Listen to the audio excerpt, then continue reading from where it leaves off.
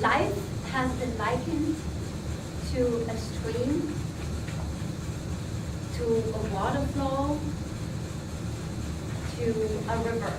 So many times from the west and the east. Somehow we all like this metaphor because there's impermanence in life, I think.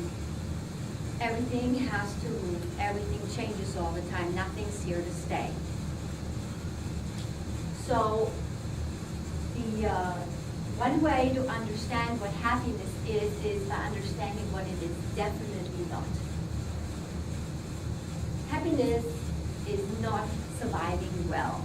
And I think that most of us in this culture believe that surviving well is really what happiness is all about. Surviving well meaning comfort, pleasure, happy feelings, feeling completely secure and safe all the time, powerful, rich, beautiful, being ahead. And when we are like that, I mean, it invites, even though we are all, part of us will always have to have that. We all want to survive, right? I mean, what's the point of happiness if we don't want to survive? But if that's all that defines us, if that's all there is to it, our lives are going to be characterized by anxiety and depression. See, there's an overlap between survival and happiness in that we are not just competing creatures who want to get over to the other side of the river as fast as possible and faster than our neighbor, but there is cooperation. We are also very, very cooperative social human beings, right? We depend on cooperation.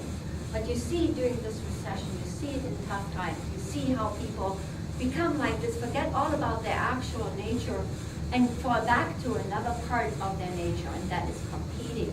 Me. Oh, you have to do it for yourself. Nobody's going to help you. You have to do it. Become tough, non-feeling. So when we are only in the survival mode, we are more prone to anxiety and depression, those kinds of feelings.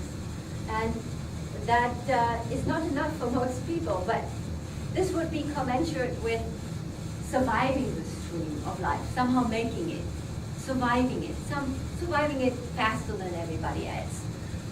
But then there are other ways of relating to this river, to this flow of life. And that is when we feel fully engaged in it and focus on life and parts of life in a way that brings out that experience of flow. And I have found two ways of doing that, and that explains basically the two wings of happiness.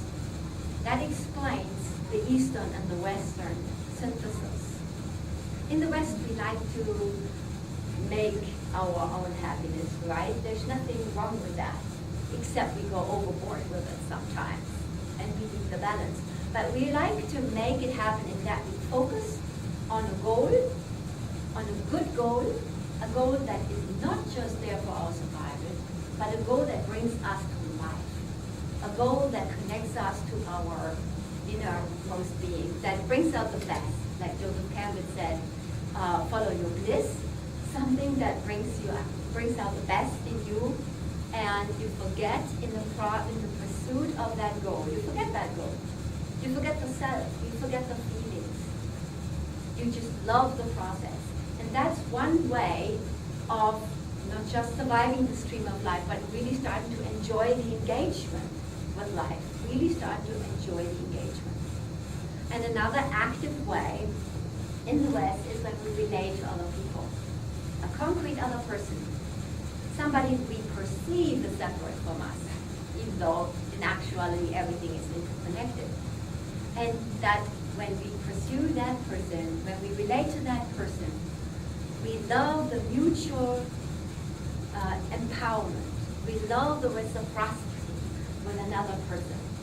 And actually connectedness with another person is the number one part of happiness. There's nothing more important, I have to humbly say, than that. Humbly because I'm a Zen Buddhist and I want to say something else. I want to say But people are so, so important to us. Without them, we cannot be happy. And that really describes the Western way of how we think of happiness.